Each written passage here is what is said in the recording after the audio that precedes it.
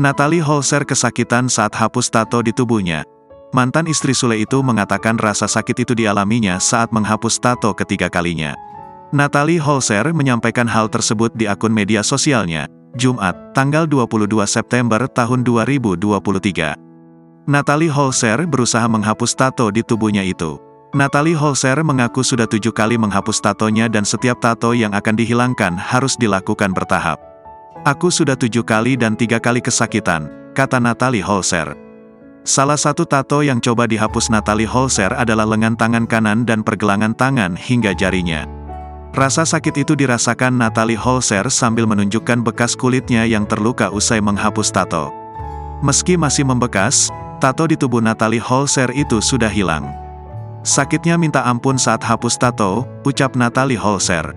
"Yang jelas sudah pernah berkorban, yang sudah terjadi, terjadilah," lanjutnya. Natalie Holzer sejak bercerai dari Sule kerap menjadi perbincangan hangat publik. Kini ia dikabarkan telah memiliki pacar baru, seorang seleb TikTok asal Pekanbaru bernama Yogi Ilham. Gaya berpacaran mereka pun kerap mendapatkan sorotan netizen lantaran terlalu mesra. Terbaru, Natalie Holzer sedih karena harus ditinggal kekasihnya, Yogi Ilham pulang kampung. Dengan suara pelan, mantan istri Sule ini pun mengaku akan mengantar pacarnya tersebut menuju bandara. Meski masih di rumah, Yogi pun lantas berpamitan pada ibu satu anak tersebut.